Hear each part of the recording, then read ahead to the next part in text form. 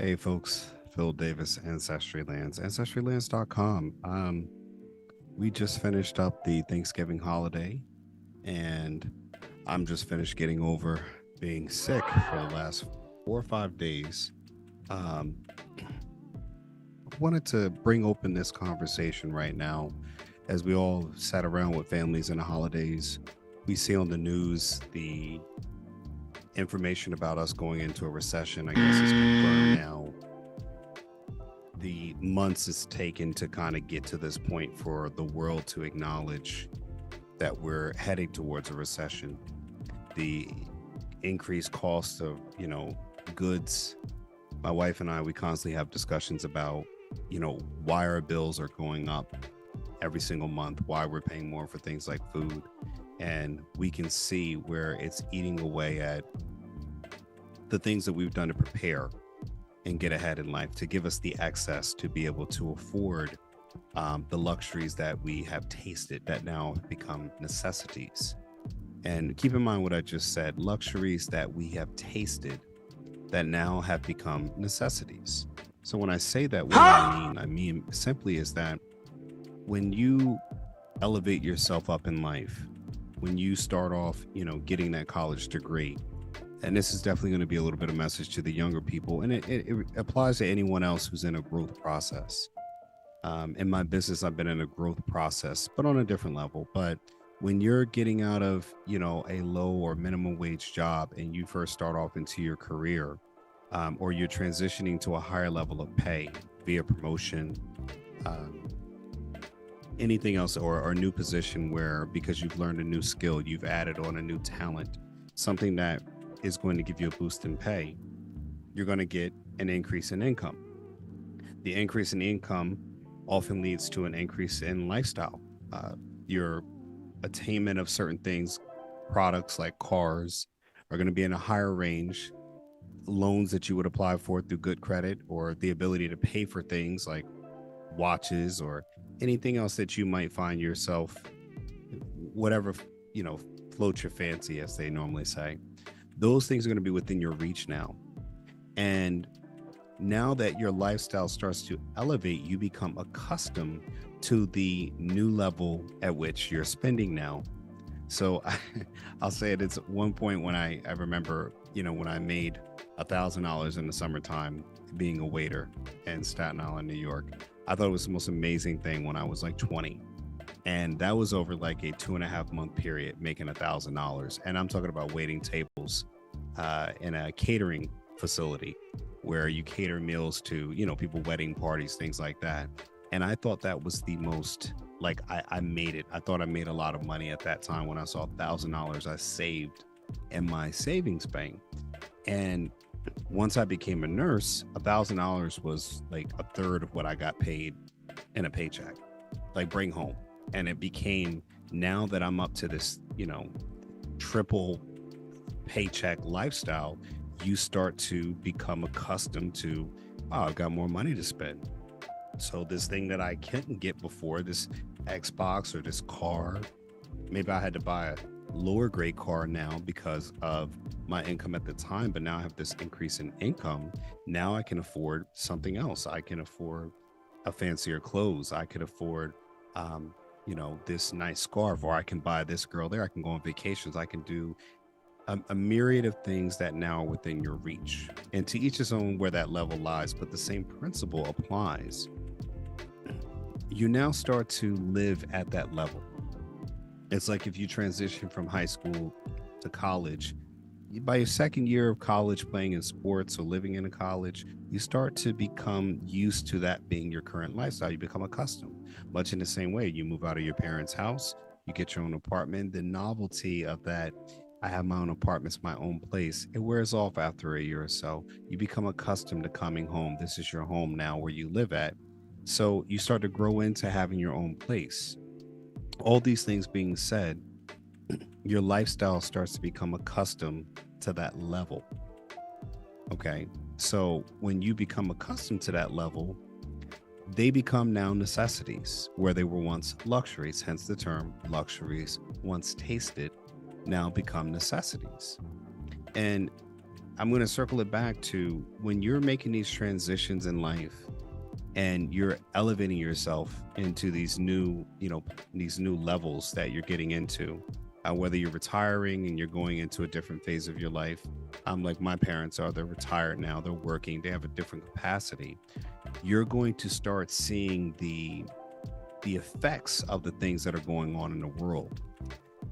Us going into a recession, rising interest rates, how that affects your food costs. When you look on the news and you're looking for sources of information that give you some truth, you don't see it. And we're going to bring this to a little bit more is, if you can't find it as an adult, what are they teaching with our children then?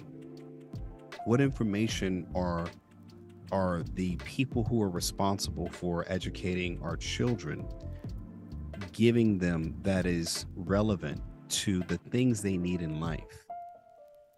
My mother and I were having a conversation the other day, and I was explaining to her is that a lot of things like interest rates, understanding how to invest in your 401k, there are no classes on that. There's no show you how to manage. And I'm not talking about going and taking a college elective course. I'm talking about the same way you know how to count, or they do your ABCs.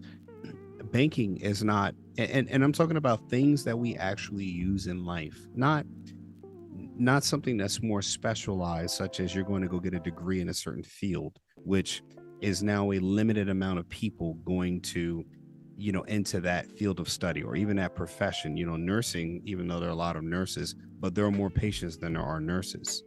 So even being a nurse is still specialized. That's not a majority, but everyone needs to understand banking. Everyone is part of this monetary system, and the stewards of the powers that be, the people who are in control of this, why? And I'm asking the question, why? And leave a comment below, to share your thoughts on why this isn't taught. Again, parents, we send our children off to school. My kids get on the bus around 9 o'clock. They come back at about 4:15. So that's nearly 8 hours they're gone. In their day of learning, the things that are critical to their learning when they get to adulthood, what are the things that are taught in conjunction with what you need in life? We're told as parents, we're told as the students that we need to know these things. We need to take a test on this, take a test on that, pass the SATs. But the test that we need to pass, which is life, okay, what preparation do we have for that? Now, you would say the responsibility relies on the parents, and again, yes, it does. But my kids are gone Monday through Friday from 9 a.m. and it doesn't count the time I have to get them up and get ready from school till about 4, and then they got to come home, and then they have work to do from that school day. So where is this being taught? Where is the education on understanding your mortgage, understanding economics, understanding stock investing? Why is the information in corners or in pockets of society where it's pretty much kept hidden, or you have to go in searching for this, but yet education is supposed to be something that's paramount? Now, this is no shot at the educators themselves. I have many teachers in my own family, my brother being one of them, but again, he's not in control of the curriculum. So what I'm trying to do is pose the question of opening our minds to the fact of we're not being led in the right way. When I say that, I also mean that our relationships, okay, our interactions with the people around us, our family, our friends, if we're not being taught the basics of an education. And I think my cousin Wendell and I had a conversation about that the other night, and I was telling about how environment and education play a big role into how successful you are. So when your education is not geared at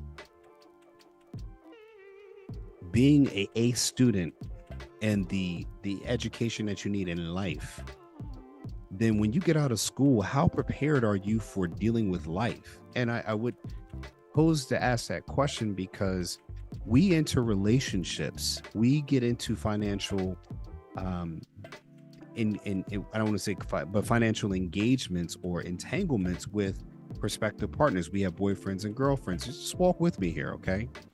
Because I think we're really getting somewhere. Is that we get out of high school, our parents send us off to college. We're saying that's a higher level education, okay? Our parents are proud of us to come home with a degree. We got the cap, we turned the tassel over to the other side. We're graduated. All the people go out there, and every person walking us down that aisle, every person clapping, has been through the same lack of preparation towards life. Some people have become successful because they've been able to figure out or stumble along the way, school of hard knocks, get it out of the mud, how to figure out how to become successful in life. But again, for the majority, the 95%, we're stuck left with the bag in our hands, holding the bag. Okay.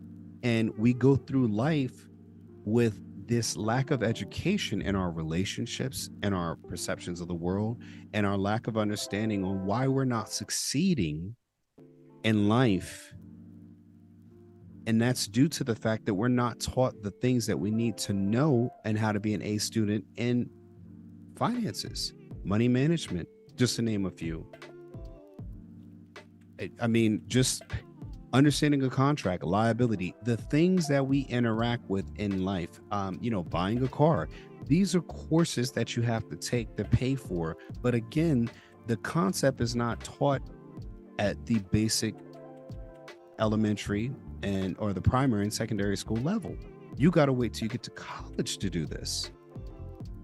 When you get to high school, you're not taught how to manage your debt, how to understand what debt really means, how to understand how to build good credit.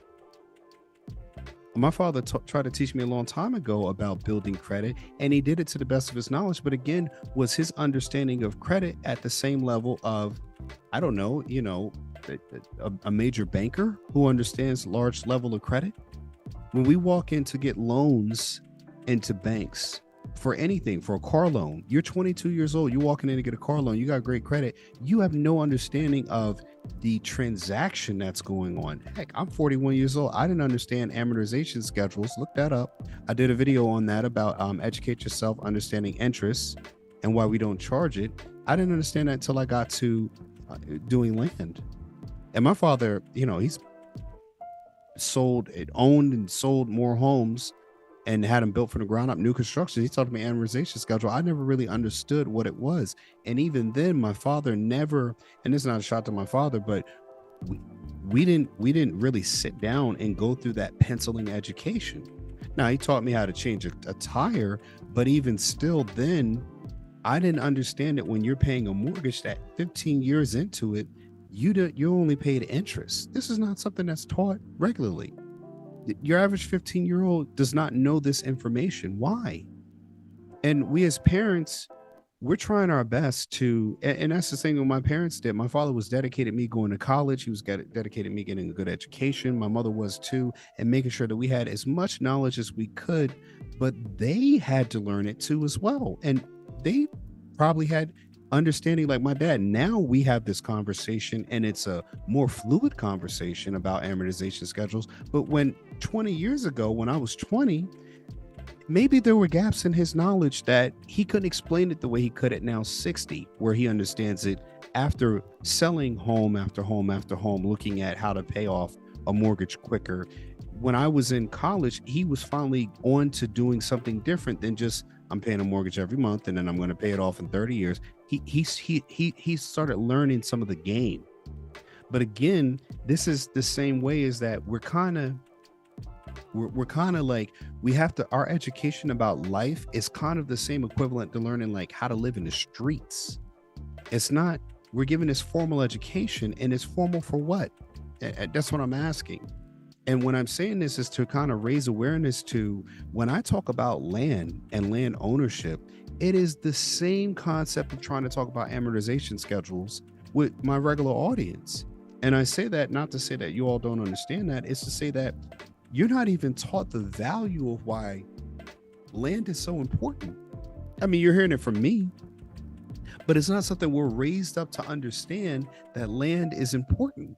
Now, we sure can see homes or shopping malls built up. We understand that wealthy people own real estate, but we're not able to make the connection that we should own real estate to land in the same capacity. We're interested. And I'm gonna bring it together in a way to get you to understand even more, because think about how this affects your relationship when you're dating, when you're going out into the world and you're financially dating someone that may be higher or lower than you are. Everybody's looking for a high value man or a woman with a business. But even starting a business, why is a business? We're in a capitalistic society. Think about this. Why are we not taught business? Why are you not taught that basic stuff when you're in middle school on up to high school? Why do you have to go to college to get a degree in business? And here's a part that I love is that you go to college and get a degree in business, and then you go work in someone else's business, and you don't end up owning your own business. You become a higher paid level to run and operate someone else's business structure, but you're not really taught the whole business. You actually have a degree for a job that gets a specific function within a business. So what the heck are they teaching you? What are you getting a degree in? Now, am I saying that you should not go forward? Am I saying the degrees are not useless? But no, what I'm saying is that I'm trying to get people to open up and understand that there is a big gap in every person, my preparation, my parents' preparation, and getting prepared for what you need to understand in life. I ask many people, like, hey, do you even understand your 401k? Do you even know if you're, invested in stocks, bonds, mutual funds? What are you invested in? These are things we just give our money away to. We give our money to our company. They're going to match 401k, and we just go through and we got a 401k. I have a 401k. I have a 401k. I have match. They match at 100%. And these are just selling points. We're actually selling what we were sold on. And I ask people, and you break it down. And I'm not saying that, but what you got to do now is think about this. You get out, you get into a job, you get a family, you have more responsibilities than ever. Now you got to go back and start learning something as an adult that you walk in the door and it's an option for you to be invested in. And 401ks are as common as McDonald's being on the corners in most companies. And yet there's no education on it. What they do is they send you information while you're working, and your emails, come and talk to us about this. Now, me as a nurse, I go in a hospital and work. I got to take a class on CPR, ALS, all of that. There is no mandatory 401k learning. There's no mandatory on that. That's just optional. We talk about that, but we don't even know how to plan for retirement. Think about this. So then you look at Medicare and Medicaid, right? Then they're talking about them being insolvent. Where was the preparation a long time ago for that? Do our leaders even know? Are we letting other people with gaps in their education run us as a country, as people that are deciding on why something's insolvent? We have trillions and trillions of dollars worth of debt. And who's doing the math and learning how to cut costs and cut savings? All I see is spend. And it's no wonder that if our leaders are doing it, then most people in their households are doing it. Blind leading the blind. So I'm going to bring it back again. When I'm talking about land ownership, the power and value of land, if you look at the history of land ownership, Roman times, land, a man had land. Now everybody looks at land, it's like, everyone's so fixated on having a house on a land. That's an eventual part. But someone owned the land before anything was put on it, and it still had value. And most people don't understand that, because again, we're in the consumer mindset, because we need to have a product up there in order to create a value on it. We don't see land as a value because it's intrinsic, meaning that it has a value just on its own that's actually worth more before you put a building on it. You know why? Because you can put building on building and building and building and building and keep putting that through generation after generation after generation. Heck, the land itself will still have a value as time moves on if nothing happens with the land itself. You saw my video with Lavelle where we did on the setback video, and he talked about they'll build on a mountain. So even a mountain has a value. Can you believe that? Someone owns a part of a mountain where they build homes on, right?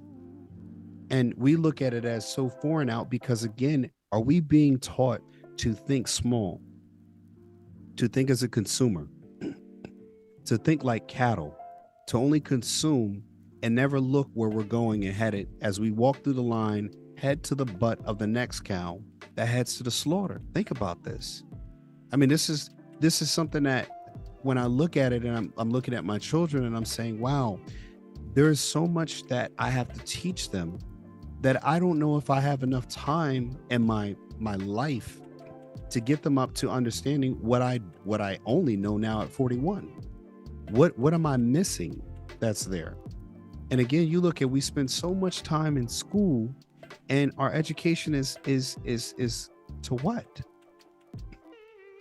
I mean, there's so many things we don't use in school that we're not using now, but our school and our educational system is not geared towards us understanding the education that we need in life, that we go off to as a majority. I mean, 18 years, 22 years old when you get out and go to school, if you live to be 60, you have lived twice as long out of school as you have being in school. And I'm just going to go 0 to 22. You live twice as long out of not being a student as you have. So that means you will be a student in life far longer than you are a student at school. Where's the prep for that? Where's what education is provided for that? And the majority of our time, Monday through Friday, we send our kids to school. We all have been students. If you're in school, you should think about this. Again, debit cards for kids. Now, peep this game, right?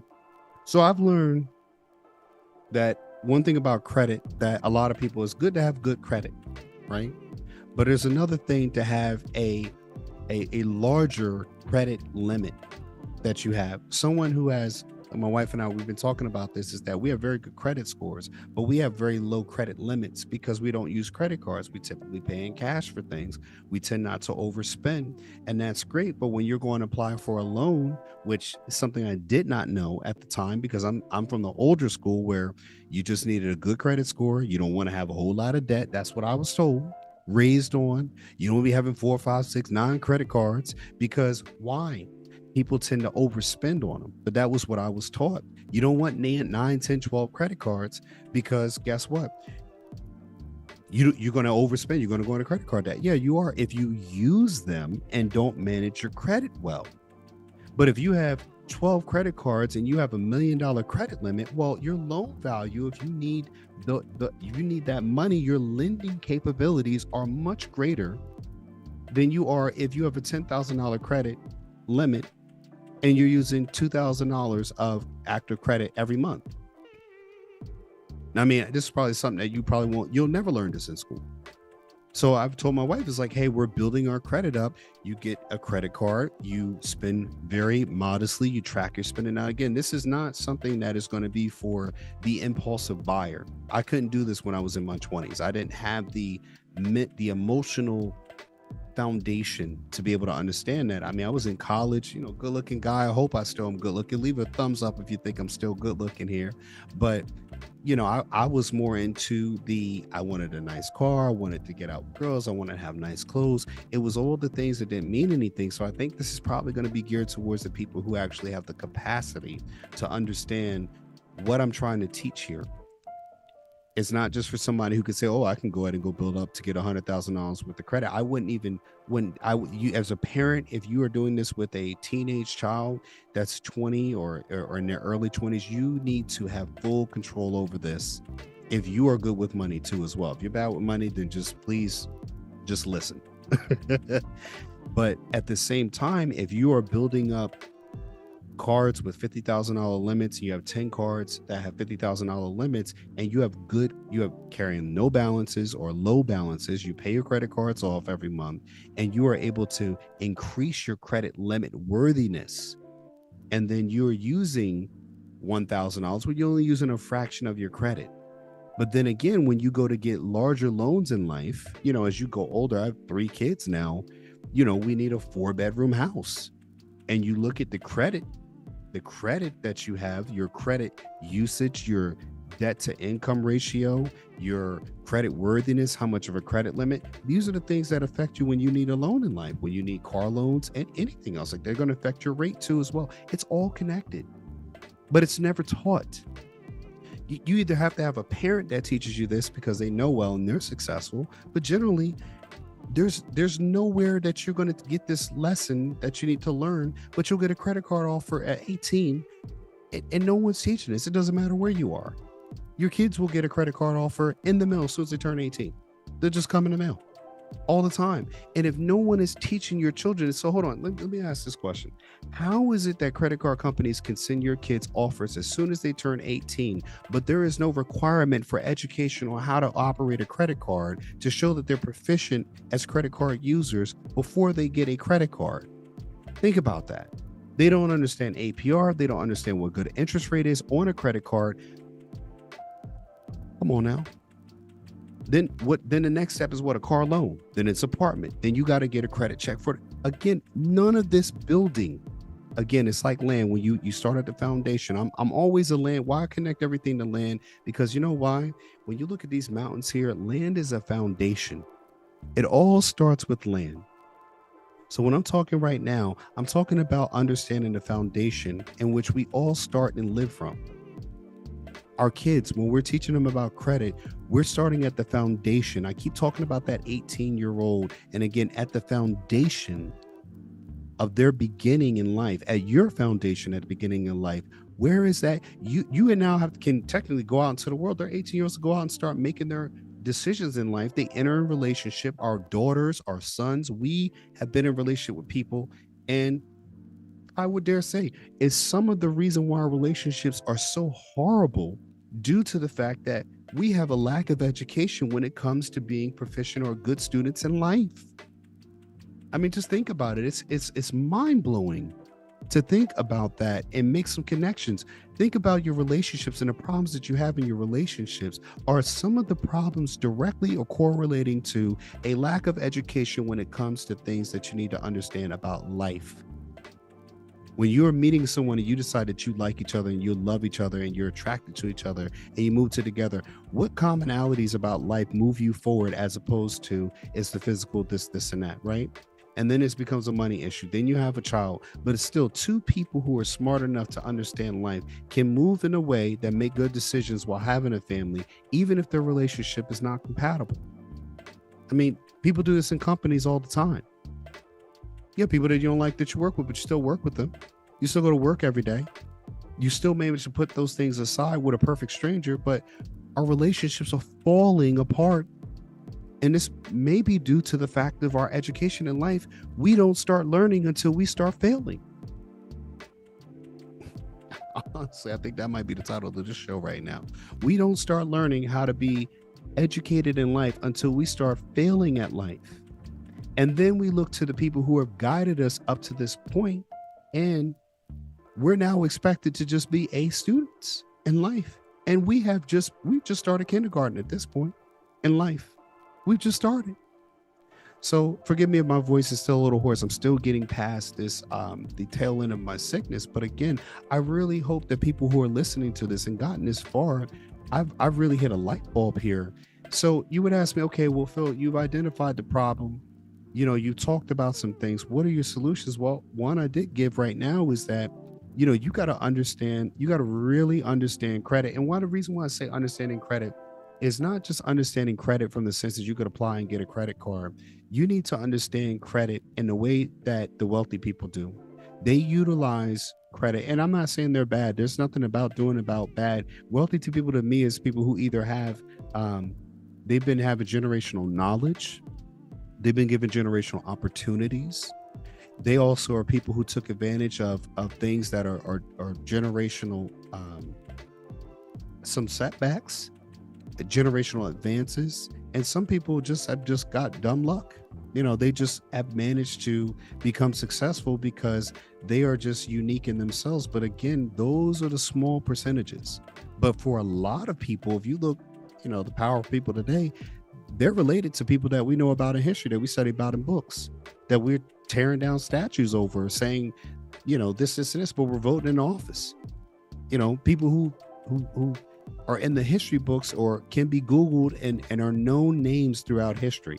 Not just the most popular ones, but the ones that you can find out. I mean, you know, until the modern age, now a lot of names probably wouldn't be of record without, you know, large databases, but I'm talking about names that managed to survive throughout history.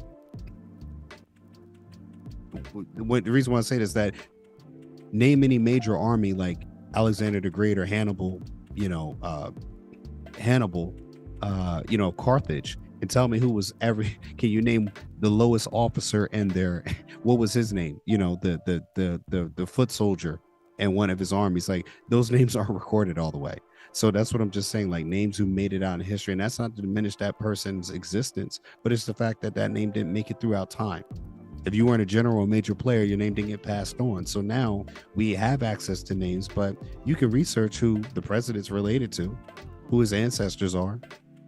And I mean, again, there's generational opportunities passed down. These people of power are going to pass down generational opportunities, generational knowledge, generational curses. They're going to pass down everything, both good and bad, but it's going to give them so much leverage and advancement potential over the common person who has no access to this information, this education. They're not getting it. So again, I'm going to say that where does it start at? It starts at trying to obtain the information itself, learning it and getting it in a capacity where you can teach in home and practice it. My wife and I are going to start, building up credit and teaching our children to understand and utilize credit. I've already exposed them to land and understanding land videos. They always love when a new land video comes up. I mean, honestly, I think my kids and my mom are probably my best supporters. And they love a new land video that comes out. They love watching everything about land. They're excited about land. And in that excitement, I'm giving them the foundation to say, hey, we own all of this. This is the power that land gives. So their minds are now open to possibilities. It's this. It's not this. See this? See this? I'm doing this. See how closed this is? The space you got to get in between. It's here. And it goes out of your field of vision. So that's how wide now their mind thinks when it comes to land and opportunities. They will grow older and see land somewhere and look at that and say, I have an interest in that. I know how valuable that is because of something that I went through seeing my father do land videos. I know he's made money in land. That opportunity is open, but what if they don't have that?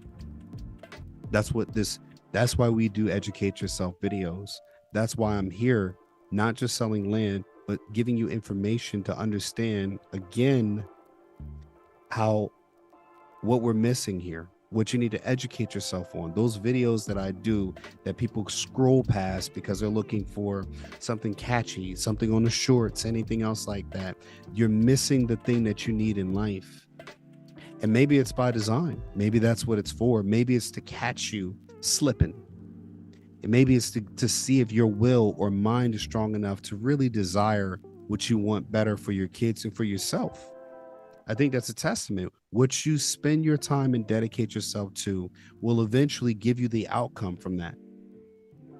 So if you spend your time doing drugs, you're going to get the outcomes of what happens with a person who does drugs in life. If you spend your time in the gym, you will get the outcomes, both good and bad. People get injured in the gym. They lift too much weight. They pull a muscle, but you will still look like a person who goes to the gym. You will get the outcomes from that. If you run, you'll be able to run faster or be a better runner than most people who don't run, right? If you sit your booty on the couch and you eat ho-hos and ding-dongs all day, you will yield the results of a person who has a sedentary lifestyle, everything that comes with it, right? You have a great appetite, you'll be able to eat more than other people, but at the same time, you also will have the health risks and benefits or detriments, actually, that go along with a person who eats in that capacity. And that's not to say anything bad or to shame people in that, but what I'm saying is that when you're putting your energy and efforts towards something where your attention goes, the results will follow. The outcomes will come with them. You can't be a person that doesn't do any reading and then be a proficient reader and have an increased vocabulary. That may work for the some or the few may be the exception, but that's not the most, right? And you got to think, where are you the most? I'm not a few person.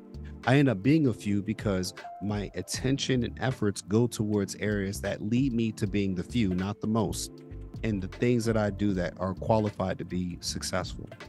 So I'm saying to you again, this channel is set up to give you education, to talk about topics that not just a parent, you're any walk of life that you are, this stuff's going to be applicable. It's going to apply to you. So what is it? Building up your credit, understanding your credit. Because again, if you're in a relationship with someone, you can teach them about this. I've talked to my wife about this. We've had conversations about understanding these things. And I remember my wife, we're talking about early in our relationship, we've been together 10 years now. And my wife was saying that, when she made a comment about something, we were talking about adoption. And she was saying that she did not understand some of the psychological components that people who are adopted go through, because at the time she was just young and she just was looking at it from the concept of adopting to help save a child to have a home and a family like the one we have of love, and we try to put our energy into the kids, but she didn't understand the emotional things that went along with that. And she has people in her family that have been adopted, and even as adults, 50 or 60 year olds, they're still going through some of the trauma that's there. And you have to be a person that can really care for that person. And that consideration alone was something that she was like, wow, I never even thought about the concept. I was looking at the do good feel part of it, but I didn't even know, even adopting a baby, once they find out they're going to be that they're adopted, they do want to reconnect with the parent in some cases. And if that doesn't go well, there's this emotional thing that comes out of it that you got to understand. Like people who are, they're not treated well or cared for or loved by their parents, they have lifelong trauma that goes with them. You got to be a person that can deal with that stuff. So when I say that, it was just that the understanding of where we are now as opposed to where we were 10 years ago. And also, of course, I got to throw in a little, I always got to bring my shovel to a party, right? And I told her, I said, well, think about the things that you don't understand today that are 10 years from now, you'll understand later. And, we've had hills and valleys in our relationship. And one of the things I think we kind of really understand is how important a two-parent household is. That's not where she comes from. But again, the things you learn along the way, that education has to be taught. But I'm constantly talking to her about how great our kids are doing. And that's because we're both home. We're both able to be in their lives. We're both able to have an effect on them. And we're both primarily concerned about their education. And we're both committed to that goal. When you have that commitment to that, you're going to yield outcomes that go along with that, because now when you're dedicated to the children have the best quality of life and the best outcomes in life, you find that it's hard to break away from the person, even if some days you don't like them. And again, I go back to the person you work with at your business or at your job. You may not like them, but still your roles are a necessity for that business being productive. And the household still runs like a business. If you think of it that way, it's got to run like a business. That doesn't mean there's no love, anything like that. But again, you got to think about those things. And I think, if you're you feel like we're closing out here, we are. But at the same time, I just really want you to just sit back and think about the relationship that you've had. And maybe you weren't at the right financial standpoint because you were in debt. You were behind on bills, and you had conflict with that person, and that relationship was lost. But again, did you have an understanding what it was like to manage a household when you get to have a household? Did anyone prepare you for paying bills and the frequencies at which they come, how to manage and save money before you got your own place? Where is that education coming from? And you say to parents, but again, Monday through Friday, 7.5, 8 hours, your kids are not even in your care. They're at school. Then you get it for the summertime. It's just, here you go. And you still got to work. So again, where does we as parents can only do so much. And I'm not putting this on the school and I'm not putting it back on the parents. I'm just saying is that you got to understand there are things missing that you as a parent will have to supplement, that our relationships, good or bad, the problems that we have in our relationships pretty much can be broken down to either one, family trauma, but also, again, we're not prepared to go out and live life. We're not educated in how to live life and be successful. We're not taught that in the area where we're sitting down and engaging most with people who are eventually going to people that we are going to experience that with. Someone you go to school with now, or you went to school with now, is someone's wife or ex-wife or baby mama, whatever else, or husband or baby daddy or whatever else. Every person, they have served a purpose in there, but again, has some of their dysfunction been through the lack of preparedness for life? They're a good person, but they don't have a good job. They're a good person, but they get fired because they don't have the skills. But again, at some point, when are we taught these basic things to be successful? And I just want to leave you pondering and thinking about that, because it's very important to me to understand and educate people on things that we have the capacity to change and help. But somebody's got to shine a light on it first. Someone's got to talk to us about it and bring it to our consciousness. And that's what I'm trying to do. And again, like I say, the thing you're missing about this channel, about owning land, there are people out there taking advantage of this opportunity day in and day out. There are people who are buying the properties, never seen them. There are people who are taking advantage of no interest and no credit checks. There are people who are buying land and holding on to it for generational wealth, leaving it to their children's. And again, they're opening their minds to making sure that a generation is not lost being a consumer. There's no education there because they can go on and explain land ownership to their children. Just like credit, they're going to start learning more and more. You learn more about land as you own land. The foundation is there. And it's not just land. When you own land, you start thinking of other things, what to do with land. My posting manager, marketing executive manager, Eric, and we have so many conversations about manufactured homes, what we can do on building. I have so many conversations with people who are interested in land. They bring new information to me because they're interested in purchasing land from me. They'll tell me about Airbnbs, things that I never would have this interaction if I wasn't a landowner.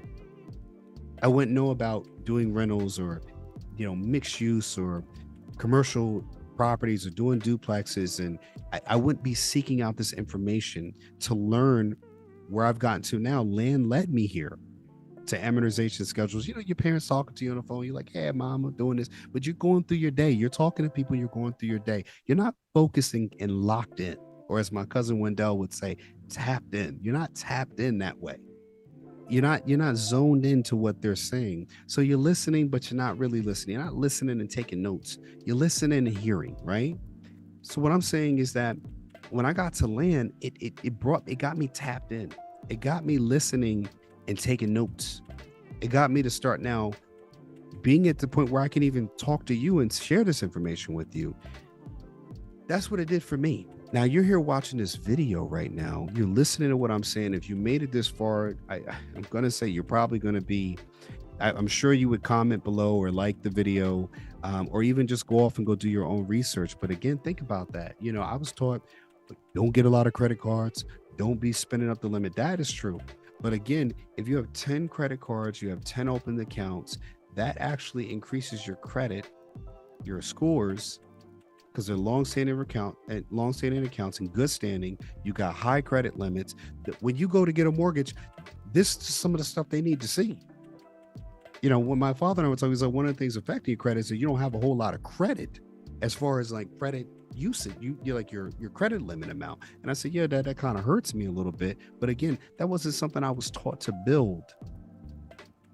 The foundation was there, but it wasn't exactly the solid one that a mountain can rest on.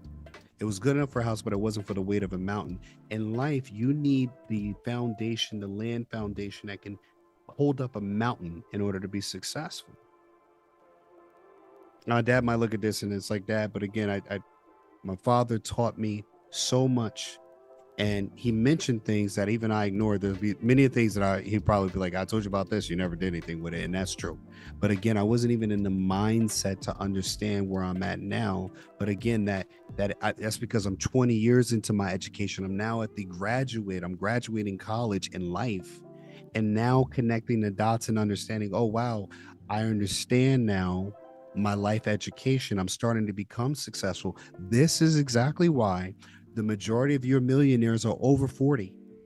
If you look at statistics, the statisticals show that the more millionaires start to be in the 40s, 50s, and even 60s and 70s, the percentages become way higher. But again, that success more than likely correlates with the fact that their education in life, their successes have exponentially increased as they've gotten older and been able to get it out of the mud, go through the hard nights, the experience. But again, the education is learned through that experience. But again, we have this front-end education in life, these years wasted where we don't learn anything.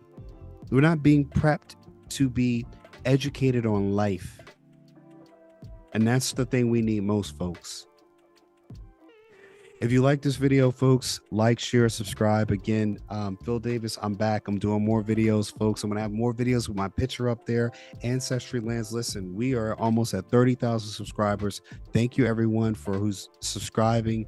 Keep this momentum going, folks. We need this. I'm going to be bringing you more information that can help you build your wealth. It's not just land is the base of it, and you need to buy land. And I always tell people, you buy one property, you should be buying more than just one. You have an opportunity to buy land at no interest, no credit checks from a person. California is one of the top 5 largest economies in the world. You don't have to like California. I moved away from California, but owning land in an area that has an economy that is as big as other countries, you're missing something there. Again, 20 years from now, then you'll be looking at, man, I should have owned land there. Think about people who didn't do that down in Disneyland in Florida. I'm not saying that, but again, you got to remember though, 4th largest economy, I believe it's the 4th largest economy in the world. As the state itself has the largest economy as some countries, some foreign countries. And people argue, I don't like California. You ain't got to like California. You have my brother has a timeshare. You ain't got to go to it every day. Go to it one time a year. Okay, great. But again, you own land, you own property, you're building value. Again, get out of the consumer mindset. I don't want to live. I don't like it. Okay, who cares if you don't like it? Again, people don't like a job, but they still get it. But again, that's a consumer mindset, retail mindset. Think like an owner. Think about something that you can pass down that's going to keep building its value because it's located in the 4th largest economy in the world. And that's not where you're going to buy it. And I'm saying we got you covered, man. Ancestry Lands, Phil Davis. Like, share, subscribe, folks. Thank you for watching. I appreciate your support. Thank you for the subscribers. We're on YouTube, Facebook, Instagram, LinkedIn. Philip Davis on LinkedIn. Find me. We're on IG too as well. We're on TikTok. All right. We're everywhere. Okay. And we're going to keep building this and bringing more value. We got bigger things to come. Eric and I are putting some things together. Beautiful things to come. All right. I hope everyone's staying safe in this holiday season, and listen to this video and rewatch this video and get more gems from it, because you missed some stuff in here. All right, folks. Phil Davis, Ancestry Lands. Like, share, subscribe. Go buy some land. Either going to own property or be owned as property. Take care, folks. Are you confused with today's real estate market? With high interest rates and overpriced housing, it can be hard to find something to own at the right price. Available on Amazon, Getting Dollars from Dirt by author Philip H. Davis is a game-changing book that invites you to embark on a thrilling exploration of this often overlooked asset class. This book is your roadmap to unlocking the secrets of vacant land investment. Inside these pages, you will uncover the transformative power of vacant land as a wealth-building tool. Discover how to spot promising properties, assess their true value, and capitalize on market trends. From understanding zoning and permits to leveraging financing strategies, you will gain the knowledge and confidence to make savvy investment decisions. With each page you turn, you will gain a deeper understanding of the profound impact your investments can have on the world around you. Getting Dollars from Dirt is not just a guidebook, it's a call to action. Whether you're a seasoned investor or a curious novice, this book will empower you to tap into the immense potential of vacant land and embark on a journey toward financial freedom and a brighter future.